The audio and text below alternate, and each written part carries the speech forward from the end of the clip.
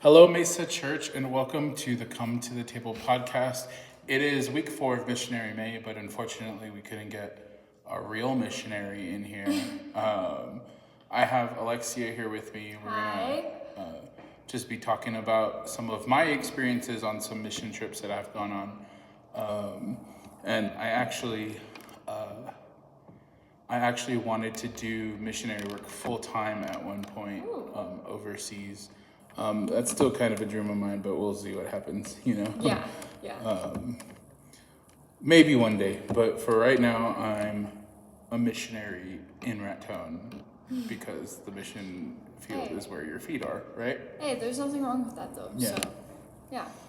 Yeah, so to let you guys know the kinds of trips I've been on, and I think I touched on it a little bit in week 1 of this month. I've gone on 5 trips before. Oh, wow. So I've been to Port Arthur, Texas twice. I've been to the Czech Republic twice. I guess it's not the Czech Republic anymore. It's called Czechia now. And then I've been to South Korea once. It's funny because the Czech Republic changed their name because they were being confused with another republic. I forget which one it was. No. I don't know. But I remember they changed it, and then now they're Czechia, which sounds like Chechnya. Huh? So it's like, what? Yeah, that's weird. Yeah. Well, do you just want to jump right in with Yeah, questions? sure. Okay. Well, my first question that I have is, what first inspired you to get involved in ministry work? Like, what made you want to even go into ministry and do that? Like missionary work? Yeah. So I think when I was doing campus ministry at the University of Houston, I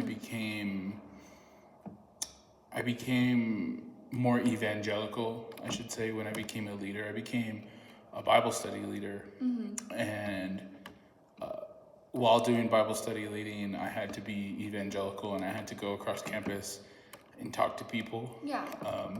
And like you guys have heard in the week that we did the UH missionaries, 1 out of 10 students on that campus is international students. Oh, wow. So it was kind of like our mission to reach those people. So we, I was like, well, what if I go to them? Right. But really when I felt like the calling of it was when every year we went to a thing called SALT, which is like a big conference in Dallas, Texas. Yeah. Every December, except every 4th year, it's a World Mission Summit, which is where all the missionaries for the Assemblies of God meet and like talk about mission work and stuff like that. And so in 2016 or 2017, it was the World Mission Summit in Houston, which is like a big deal because like I'm from Houston. Yeah. And usually when you go to the World Mission Summit, it's like far, right? And so we went to the one in Houston. I remember it was the coldest it has ever been in Houston. It was so cold. And I went and I talked to missionaries about like what they did. I went and saw exhibits of all the missionary work and stuff like that. And I really just felt a calling on my heart to like go more. Yeah. Yeah. And actually, I think 16 was the first year that I went on an overseas trip. So, Oh, wow. That's cool. yeah. Another question is, how did you prepare for each trip that you went on, spiritually and practically? Yeah, so when you go on a trip like that, you really want to. There's 2 things. I mean, you said them: spiritually and practically, right? So practically, the things you need to know is like kind of learn the culture of the area, so you don't like offend anybody. You know, like I know there's places where like the peace sign, the 2 fingers up, is like a middle finger. Yeah. Like for instance, we stopped in Frankfurt, Germany, and so like there's a whole like don't talk about the Holocaust kind of rule there, which I broke, but whatever, we'll talk about that. Ask me if you want to know. But anyway, Oh my goodness. yeah, and so like I remember there's there's like different kinds of cultures. Like there's cultures like that are like time oriented and some that aren't, you know, like they used to always call it in Houston, they used to call it CPT, which is colored people time. Yeah. Colored being like mostly like Hispanics and African Americans would like their culture, and like you can see it here at Mesa Church, is like kind of just getting there around the time, you know. Sometimes they're late, stuff like that. And there's other cultures that are like, no, I said 3:30, you're there at 3:30, you know. And I remember the biggest culture shock was actually going to South Korea, but spiritually you just want to keep praying and like just saying, like, a big part of being a missionary is support raising, because like so I had to pray over that. And I remember when I went to the Czech the second time, I had to preach, so I had to prepare for that too. And man, but God like really provides if you like decide to go somewhere like that. It's kind of crazy because when I went to the Czech the first time, it was like, I believe it was like $3,000 to go. Oh, wow. Which is quite a lot. Yeah. And I remember I had asked pretty much everybody I knew and my family and my friends and all that stuff. And I was sitting at about like $1,600. And I was just like, man, this is hard. And I remember it was like 2 or 3 weeks before we had to get all our money in. Because, you know, you have to pay for flights and all that stuff. Yeah. And so I was like, man, I don't know what I'm going to do. And I remember we were going to, at that point I was in a leadership training class, and we would go to breakfast every morning after that. Yeah. And so I was in leadership training class, we were praying, and I was like, Lord, you got to do it. Yeah. Like, I was like, I don't know what to do. I'm stuck. Right. And then, well, we were at breakfast. One of my donors he had donated like $200 before. Oh, wow. He was like, hey, I had some extra money this month, so we put some more in your account. And I was like, oh, that's amazing. Thank you so much. I was like, 200 more. That's amazing, right? Yeah. And I looked, and he had paid the rest of my balance, which is like crazy. Oh my goodness, that's amazing. And I was like, I'm actually going, you know? And man, it was a culture shock, I'll say that. Yeah.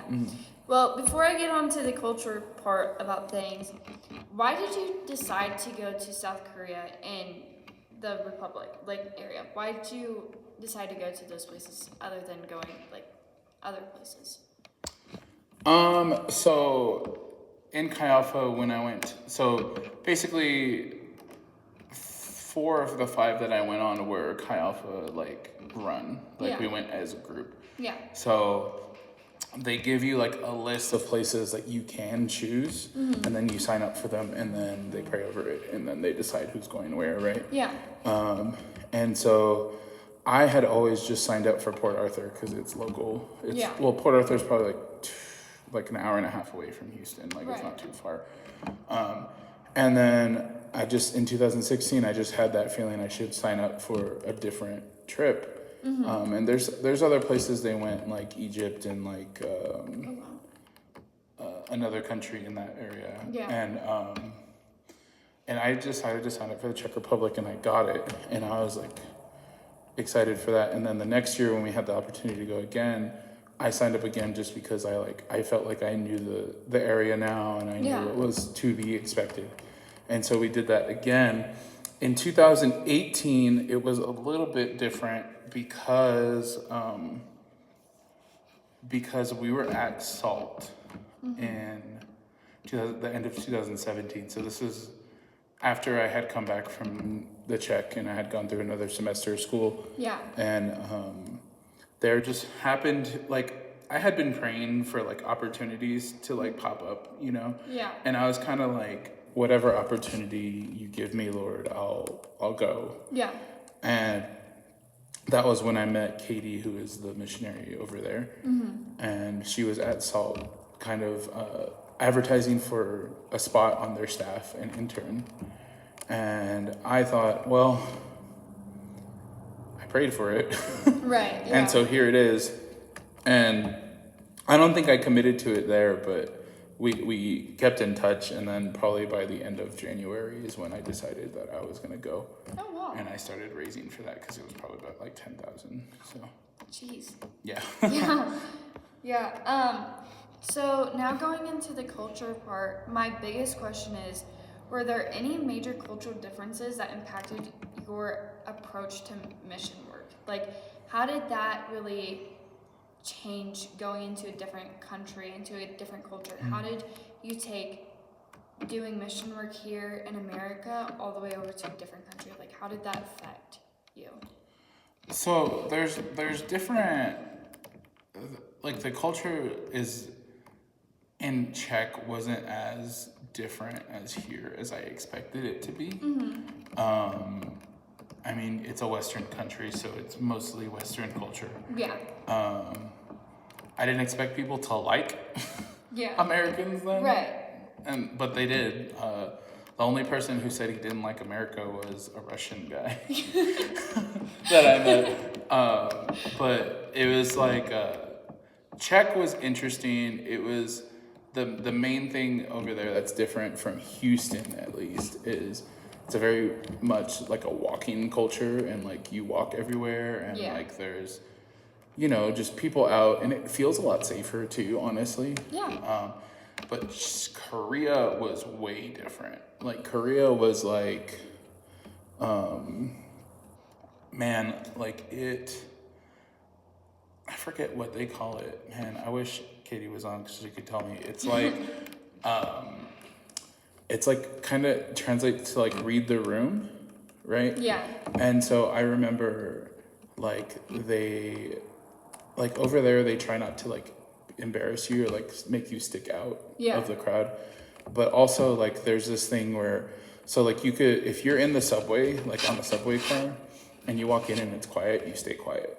Oh, wow. Right. Okay. Yeah. But then if you walk into another subway car, you can walk into the next subway car and people are talking and it's okay to talk. It's just like a culture thing, and they'll like mean mug you if you don't do that. What? Like if you're loud when everyone else is quiet, it's like, it's kind of rude, you know? Yeah. And Americans are known for being loud tourists. I don't know if you know that, but a lot of the world sees us as loud because we are loud. Like we talk pretty loud, especially me. And like I remember when we were out eating, and everyone's using chopsticks, and like this is like my first week there, so I don't know how to use chopsticks. And I remember like the lady, like she came up to me, the waitress, and she gave me a fork very discreetly. Like she was like she just like slipped it on the table next to me, and nobody noticed but me. And I was like, man, that service, she didn't want to embarrass me. Yeah. It's like their culture. Yeah. Huh. Interesting. I think that's cool how like if you don't know how to use it, they'll give you a fork. I wouldn't expect that in a different culture though. Like that's I think Korea was probably like the most stretching spiritually, like that I had to do in a while, like during that time. Yeah. How did it challenge you spiritually? So a lot of y'all don't know the story of South Korea, right? Do you know the story of South Korea? I think a little bit. A little bit. So when I went to South Korea, I got sick, and I got real sick. Yeah. I had an infection that grew pretty big, and I actually almost died. That's what they told me, that I was gonna die within like an hour or something, because I was gonna go get surgery in the U.S. and then they said like, no, they're like getting ready right now. Yeah. And I was in the hospital for 3 weeks, and I had to kind of just like let it happen. Like, what can you do in that situation, right? And I remember being so upset that like I'm like, God, I didn't come here to sit in the hospital. I came here to do your will, like to work. And like I remember like AG and them like decided that they were gonna send me home after my recovery period and all that stuff. And I was really upset because I was like, man, what can I do? And I probably, like after my surgery, I kind of like grumbled for like a couple days where I was just like really upset. And I mean, obviously, right? And I remember I would walk up to they'd let you walk around, it was pretty cool. But I'd walk up to the chapel and I'd go pray or listen to music or something like that. Yeah. And I remember praying to God and I was like, why? Like, why? Like, what's the reason that I'm feeling this way? Why? Yeah. And I remember like, that was when I thought of the mindset that like your mission field is where you are, not, you know what I mean? Like where you physically are. And so what I started to do was I started to not necessarily like spread the gospel, but like kind of spread joy in the hospital to like my nurses and stuff like that. There was like a lot of language barriers there. Like one time they came in to do, what did they do? They came in to prep me for surgery and they were like, they needed to give me something. I'm not going to say what it was. It was really bad. It was intrusive. I'll just say that. Oh. And they were giving me that, and the guy came in, and he was like, I'm here to give you this. And I was just like, no. Like, I was like, but I said it, like, in that catty, like, the sarcastic way, and I didn't realize that, like, they're not going to understand sarcasm. Yeah. Like, and so the guy just left, and I was like, oh, like, where's he going? Right. And my nurse came in and started yelling at me. She was like, you need to take this and you're going to go home. And I was just like, I'm sorry, I was joking. Oh my goodness. But it was really cool because in the OR, I had to go into the OR every single day because they had to cut out like scar tissue or something like that. Okay. And so I got to know the people in the OR, like the interns and the surgeons and stuff like that. And I would make them laugh. That was like my way of spreading joy to them. Yeah. And like I would say stupid things. Like I remember one time I was like laying back because when you're in there every day, they can't put you to sleep every day. They just, they don't. Yeah. So I'm awake most of the time. Yeah. And I remember I was just laying back and I was looking around and I was like, what's that? What's that? What's that? And then the surgeon got really mad at me. And so I like shut up and then like I saw my like IV bag. And I started like poking it and I was like squeezing it and stuff. And then he like slapped me on the hand. But like it made the other people laugh and it was great. Yeah. And then I remember because I was in there on my birthday. Yeah. And so I was upset about that. But then they like made this whole ceremony of like changing my wristband to say 25 years old. And then like they gave me for breakfast, lunch, and dinner. They gave me like what they give birthday people for good luck, which is seaweed soup. It's not great. I didn't like it. I was like, I'm glad I'm not Korean. But that sounds gross. yeah, the food was poo-poo caca. And so I ended up like I remember I was talking to them about, and like my other interns and my other friends would visit me. Yeah. And they brought me gifts for my birthday. I remember they joked with me and said that they were busy and they couldn't come on my birthday, and I got all sad. Oh. But then when I was in the OR, all the interns had gotten me gifts. They got me a card and they got me like a little cupcake in a little box, and they told me, don't tell your nurse. And I was like, okay. Yeah. Sorry, that was a long story, but no, you're good. But like I think the point of that story is to say like spreading the gospel isn't like sometimes your plans don't go accordingly. Right. And so I learned to adjust to where I was. Yeah. And I remember one day they let me go free. Like they were like, you can leave for like 3 hours, but you have to be back. And I went to one of the universities and we ate something, and then we went and like handed out pamphlets and stuff like that. So that's cool. Yeah. Other than being in the hospital the whole time in Czech Republic. Well, not Czech Republic. That's well, I know, but like, in that area, how did local communities respond to your presence and message? whenever you were there? In Korea or Czech or both? Czech. Okay. Well, since you were in the hospital like the whole time. Oh, okay. Yeah. Okay, so in Czech, we were kind of like people.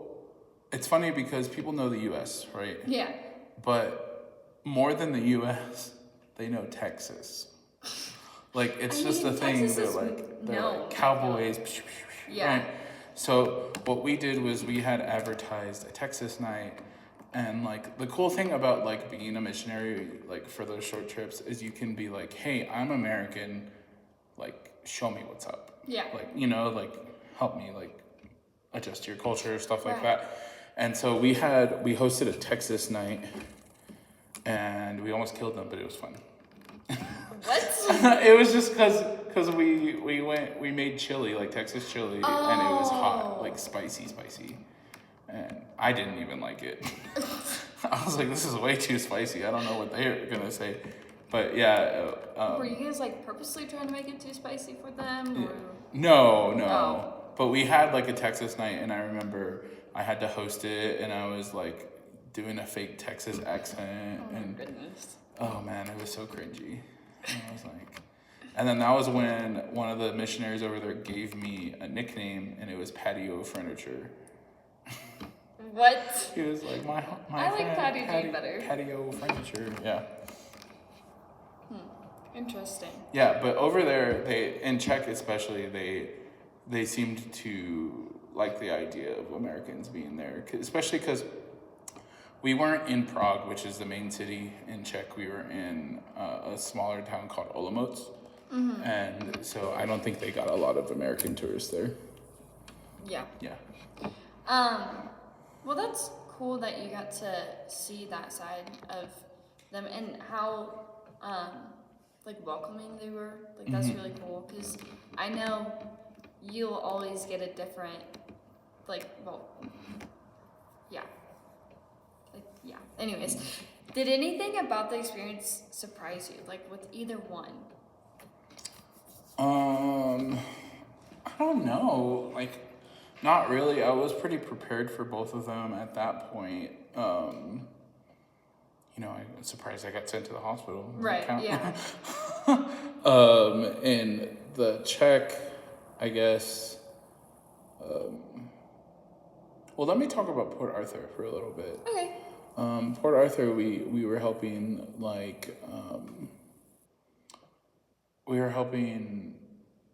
homeless people in down like old like I remember we went to a senior citizen home, and we were going door to door asking people if they need prayer. We're like, we're from the church, you need prayer. And like I remember like it kind of broke my heart because some of those people, like I remember there was one guy, he came to the door and I was like, hey, do you need prayer? And he was like, yeah. And then he like hugged me. Like, and not like a Christian side hug, like an actual hug. Yeah. And it like shocked me, and I was like, what's going on? And I prayed for him, and we hugged for a little bit longer, and then he, shut the door, whatever. And then the person that was with us was like, yeah, sometimes we're the only human interaction that these people get, because they're senior citizens. Yeah. And, like, a lot of them don't have next of kin or anything like that. Oh my goodness. And so, like, it just broke my heart. Yeah. Because I was just like, man, I wish I could do this every day. I wish I could hang out forever with these guys. Yeah. Because, like, I don't know. I need human interaction. Yeah. Yeah. Yeah. Like, so that brings me back to, like, I am, like, the only person that actually goes and hangs out with my grandpa. And he is always like, I just feel like I got thrown in here and nobody ever comes to see me. Like, I mean, people do have busy lives. It's not like we're trying to avoid you. Yeah, avoid you or anything like that. We're just, But yeah, I feel like the older you get, it's hard. Like, a lot of people don't realize, like, oh, they don't have people to talk to. Maybe we should go talk to them, Yeah. And honestly, I don't know why, but I love going to talking to older people. They have so much wisdom. Like, they have so much. There was somebody that I was at the park one day, and I just felt the need to go pray for this person. he was homeless, and he was like, we like talked for a good 20 minutes after I prayed for him, and I was like, oh my goodness, this dude has so much wisdom. Like that's crazy, and it's even like it's wild to see how other people view the world. You know what I mean? Like definitely with older people, I feel like they end up viewing the world differently than the younger people do. You know what I mean? And so it's just cool to see how like different you guys see the world. Mm-hmm. Yeah. I guess my next question is, how did these trips affect your personal faith journey? Oh, that's an easy one. That's a layup. I think every time I went on a new trip, it changed me a little bit more. I know, like with PA, Port Arthur, sorry, it was like, I was like, man, I take my life for granted kind of thoughts. Yeah. And with Czech, I think the biggest takeaway I had from Czech Republic was you look around when you're there and like, again, the architecture there is pristine, like it's European, it's beautiful, right? And you see big old cathedrals and you see like Jesus like everywhere, like, but there's nobody like there's so many atheists there, right? Oh wow. And it's because like the Soviet Union went in and they kind of beat it out of them, right? And so like they don't have any faith, and it's crazy to see like them being surrounded by things of Christ, but they don't pick up on it, if that makes any sense, right? And Korea, I think the biggest spiritual, I mean, I already talked about it, like being in the hospital and stuff like that, and like just like almost like just not getting my way, if that makes any sense. Yeah. And not like, and like it woke me up to a little bit of like my health journey and stuff like that. Like that was the first time that I had a infection that was antibiotic resistant. And so I haven't, knock on wood, I haven't had like an infection like that in like a year or so now. So it's pretty that was like that was a completely different experience than like any of my other trips, but I wouldn't exchange it for anything. Like I would do it again if I had to. I mean, I don't know if I'd do the hospital again, but but also like another thing is I had this mentality when I was in the airport, like when I was coming home, where I was just like, man, I'm not done, right? Like I'm not done. And then I remember like hearing God's voice saying, yeah, you are. And I was like, all right. You know. But I want to go again. Yeah. I want to. But like the cool thing is like, as much as like it sucked and stuff like that, I think it was a blessing at the same time. Yeah. Because if I had gotten that sick here, I would have probably like $100,000 in medical bills. You know, like over there I was insured, and even being insured, it was like I think it was like I think they said it was 1.4 million won. No, it's not that much. It's like $3,000. Oh, like that. Okay. I was like, what? And then it was like, and then on top of that, I got to fly back first class. Ooh, I've never been on a plane in my life. Wow. But getting to fly first class international was an experience, and I milked it for everything because I was like, I'm never gonna get to do this again. Right. Like they were like, oh, you must be Mr. Garza when I got on the plane, and I was like, you know my name? And they're like, here's a menu. Oh my goodness, and I was like, that's insane. But yeah, I milked it. My next question is, if you learned anything, what did you learn from the local Christians in each area? Like, another question to go with it is, how many Christians did you interact with in each area? So let's see. I'll do them all separately, right? Okay, yeah. So in PA, like we did meet a lot of Christians, and we met people. It's a small church, Yeah. and we met people who were just down on their luck, right? And the funny thing is we met some people we met were very open to us, and some were not. Yeah. And I think that's just the American, like being a missionary in America is like that. Yeah. And so that's there, you know, like it was a little humbling just to like at that point I had not experienced like, when I went to PA the first time, I should say, in 2015, Yeah. I had never experienced like hate towards Christianity, really. At that point, I was like a fresh, bright-faced Christian. Right. And I had never really faced the opposition like publicly like that. Right. So it was a little bit humbling. The next year is when I became a small group leader, so I kind of faced it more and more and more. And Yeah. I'm, still doing it now, but that's probably the biggest thing there. Over in Czech, like I said before, it's weird because a lot of them are atheists and stuff like that, but they will still kind of like hear you out a little bit. Like that was the experience I had over there, and yeah, they're interesting to say the least. And like I remember I preached in front of a church, and like the church was probably no bigger than like 20 or 30 people. Like it wasn't very huge. Yeah. But I remember like just feeling like Holy Spirit led, and like people came up to me afterwards and were like, "We needed to hear that," and I was just like, "That wasn't me." Like I was like, "That was not me."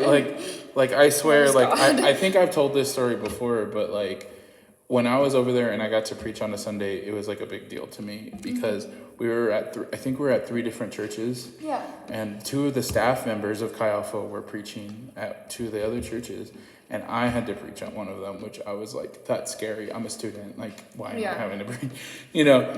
And I remember I wrote that message probably like 2 weeks before I went. Like, it was not, like, I wrote it a long time before I went. Oh, wow. And I had it ready. I had my journal. I had everything. I made sure it was in my carry-on so, it wouldn't get lost, all that kind of stuff.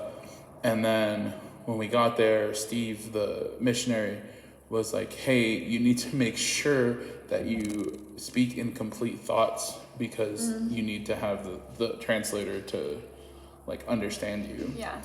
And I said, well, and so what I did was I went and I went and I was at my friend's house at that point, my friend who I had met the year before. Yeah. And I was staying with him, and I was there, it was probably like 2 a.m. And I was in his living room on the floor, and I was literally taking the message in. Like, it's 10 a.m. I have to be up at or 2 a.m. I have to be up at like 6 or 7 in the morning. My goodness. And so I'm just like, man, I just said 7 like New Mexicans, huh? I said 7. Shout out New Mexicans.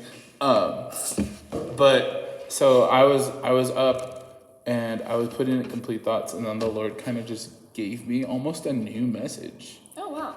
And like I just wrote it out in complete thoughts, and then I went and preached it, and I was like, oh, that's weird. That's funny. Yeah. I remember my first time like ever preaching a message at all was here, and oh my goodness, my anxiety was so high. And I also I wrote it that day, like that exact same day. I had no idea what I was gonna write about. Like I had an idea, but not like a full idea about it. So I was just like, I don't know what I'm gonna write about. And then I'm in the library just typing away. I'm like, okay, I don't know what I'm saying, but sure. And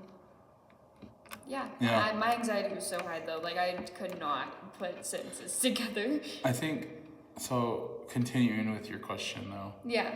I think Korea was probably one of the most humbling ones because I did get an opportunity to meet a North Korean. Oh, okay.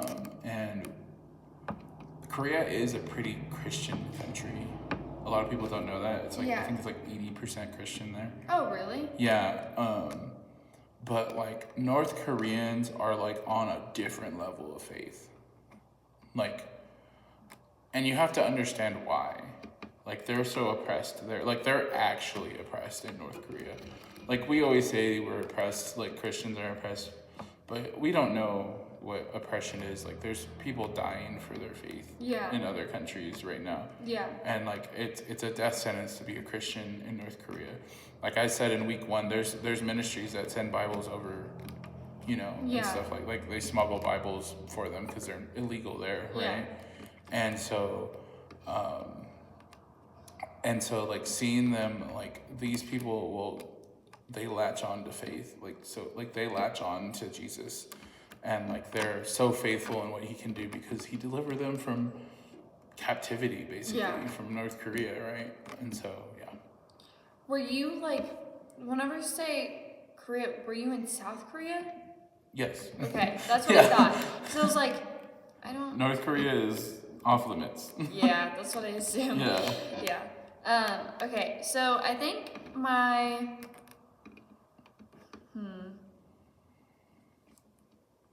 I think I might have 2 more. This actually might be my last one. But. Do you want to do the other thing first? Yeah, we can. You want to blind rank? Yeah, we can. Yeah, sure. You want to start? Sure. Okay. All right. So everyone who's watched this before knows what blind rank is. So we're gonna do sodas, or not sodas, drinks. Drinks. Okay. You ready? Yeah. All right. Coke. Like 1 out of 10 or like 1 through 5? Like 5. So 5. 1 being the best, 5 being the worst. 5. Really? Yeah. Interesting. Okay, I don't get the whole hype for Coke and Pepsi. They taste the exact same. What about? I promise you. What about the GOAT, Dr. Pepper? Oh, that's like a 1. Yeah, praise God. I don't. Yeah. No wonder you're my honorary daughter. Sprite. I'm gonna put that as a 3 because I have one that goes above that. Yeah. Okay. Fanta, grape. Oh, I wish. You don't like Fanta? No. Like any type of flavor of Fanta, that should be 5, and the Coke should be 4. But I'll put that at 4. I'll just say Europe Fanta is so much better than American Fanta because they're not allowed to use artificial stuff. Yeah. Okay, last, sweet tea. Has to be Oh. Do you like sweet tea? I love sweet tea. I would have put that at 1, and then Dr. Pepper, and then Sprite, and then Coke, and then Fanta. The funny thing is like, I remember I posted one time on Facebook. I said if you go to Whataburger, which if you don't know what Whataburger is, I don't like it. It's gross. Get saved, right? It's gross.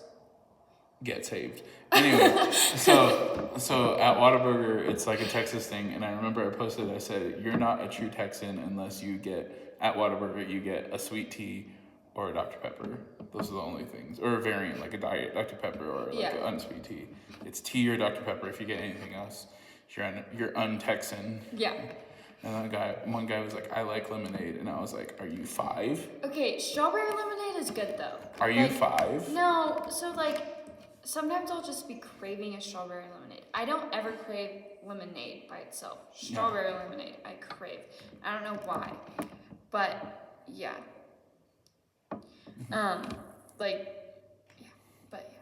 Anyways, I don't know. Whataburger. I don't like it. Like, I've had their biscuits and gravy. Don't like that. I've had their chicken sandwich. Don't go to a fast food place for biscuits and gravy. Brahms biscuits and gravy is pretty good. You don't know what that is. I don't know what that is. It's probably bad. It's good. I promise you, it's so good. It's literally an ice cream place and like a food place. Like you can buy groceries there. Honestly, should I take food advice from you? You're like an eighth of my size. Brahms is good though. You weigh like 3 pounds. What does that have to do with food taste? She's like, actually I like kale. Yeah. Or chard. What? Do you know what chard is? No. It's like a gross leafy thing. Anyway. Okay, your turn. So Okay. 1 through 5. Okay. Football teams. Okay. I'm gonna start off with Let's start with the- with who? I already know who you're gonna start with. No, I'm not. Go ahead. The Eagles. Eagles. It's not what you expected. I know that. Probably like a 2. A 2? 2, Ooh. yeah. I think they're okay. I was rooting for them last year. Yeah, of course you were. Anyways.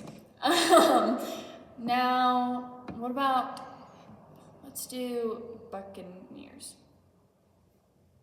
I mean, I don't have any issues with them, so like a 3. I mean, I was rooting for them when they were in the, I was gonna say World Series, in the Super Bowl, so 3. Chiefs. 5. Oh my goodness. You are so I'll say extra 4. about I'll say that. 4. I'll say Okay. 4. Do I want to do your team?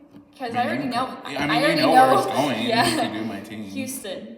Yeah, 1. Yeah. It's easy. Okay. And then, who do I want to do for the last one? I literally probably hate 4 or 5 teams, so you have a good chance, like a 1 in 6 chance of getting a team that I hate. So I'm gonna go with Miami. I don't hate them more than the Chiefs, but Why do you hate the I Chiefs? just don't like the Chiefs. I'm sorry. Oh my goodness. I'll name you the teams I hate. Okay, you ready? Yeah. Number 1, most hated, Tennessee Titans. Oh, okay, I can see why. Number 2, most hated, Indianapolis Colts. Number 3 would be the Dallas Cowboys. Number 4 would be the Kansas City Chiefs. And number 5 would be the New England Patriots. Baltimore's getting there. Oh my goodness. Oh my goodness, that's hilarious. Yeah. Well, yeah, that's all I had. See, But Josh, I don't hate the Broncos. I just talk nice about them. I was gonna do the Broncos, but I don't instead of hate saying the Broncos, Broncos. I said, what did I say? Instead of saying Broncos, I said something else. and I was Cowboys, like, maybe? no, No, Broncos. you didn't say the Cowboys. I did said you? it started with a B. I don't know. Buccaneers. Yeah. Yeah. I said Buccaneers. Yeah, I'm not. There's some teams I just don't care about. They're one of them. Yeah. Like, they're fine, and I'll root for them if they're Broncos are just not on the Yeah, like- status. They're just not there. Yeah. They're like, Those 5 teams, though, I'll root for anyone that's playing against them. oh my goodness. Very much, yeah. Like the Colts, they're down here. Broncos, down here. Yeah. What else? Who else? Who else is like not Miami?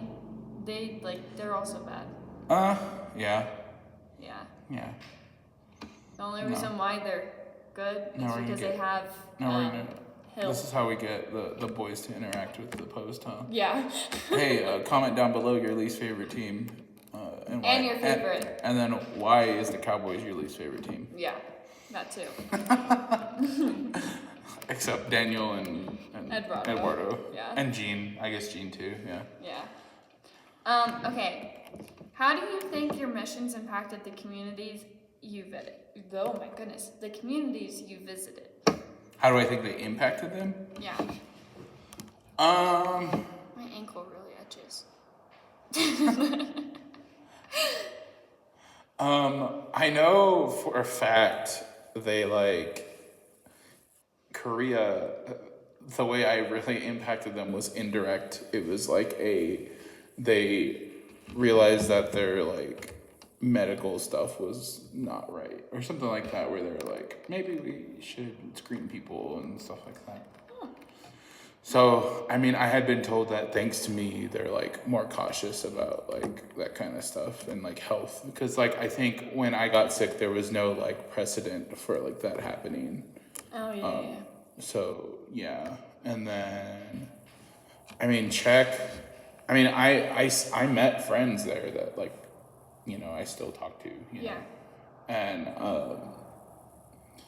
I don't know, I would say over there, the main thing we were doing is reaching the campus, their college campus. Yeah. And so just people being able to talk to us and bounce ideas off of us. Yeah. Because we would have contact table, which we would have a little thing where we'd talk to people walking in and out of the cafeteria and stuff like that. And that was pretty cool. And as far as PA, we fed homeless. PA was more like working mission trip than like Czech and Korea were good, but we were mainly like evangelizing, and Port Arthur, it was a lot of like physical labor. Like I remember like doing the yard and like all that kind of stuff. Yeah. So yeah. Okay, my next question is my last question. What would you tell someone considering a similar path? I would say do it. I would say pray about it, obviously. Yeah. But I would say that if you get an opportunity to do it, you should do it. Yeah. And I think, I just think that we need to realize that you don't have to go somewhere to be a missionary. Right. It's all about just spreading the gospel and spreading Jesus's love wherever you are. Yeah. But like, if you do get an opportunity to go overseas or go on a trip somewhere in the States, even where you're helping people, you will make a difference. Yeah. You know, and like a lot of people think that like it's this, like you're praying one day and then the Lord's like, go to California or something like that, you know. Like I'm like, Lord, where do you want me to go? And he's like, go to Antarctica and talk to the penguins. You know, like I would love to do that. It's nothing like that. For me, it's kind of like I remember one time I was praying and I was like, I don't know where I want to go. Because I remember I had to go on a mission trip when I was in Chi Alpha. Yeah. And I was like, I don't know. And then I remember someone told me, you know, they're like, God takes volunteers. You know, like if you say I'm going to go here in Jesus' name and like serve the Lord, then he'll honor that. Yeah. So, yeah. Yeah, I remember whenever I went on this mission trip, my freshman year of high school, and it was interesting because there was 3 churches and we all like slept in a church in their basement basically. Mm-hmm. But it was in Florida, and honestly, like what my group did, we ended up going to this person's house where they took care of foster kids, like they were foster parents, and we just cleaned their yard. We basically just helped around the house. Mm-hmm. And we got to end up painting and a whole bunch of other stuff, and it was really fun. I know other places they end up building helping repair a house or something, I don't know. There was a bunch of other things that people did, but I think it's just really cool to be able to help other people. Mm-hmm. Definitely during missions, like if you're able to help them and stuff, like that's great. And also just like sharing the gospel with them. With me for missions, it's not always about sharing the gospel. It's mm-hmm. about doing things for other people and putting down like your desires and your wants to go help others, just like Jesus did. You know what I mean? Mm-hmm. That's how I see that. But yeah. Well, guys, thanks for watching today to the Come to the Table podcast. Right? Thanks for watching. Leave a comment, like, subscribe, whatever. Share. But yeah, if you have a heart for missions, like I would advise to either give or go. That's what they always say, give or go. And giving doesn't necessarily mean, oh, here's $100. It sometimes it just means praying. Yeah. And all the missionaries we've had on so far need your prayers. So we love you, and I'll see you later. Bye.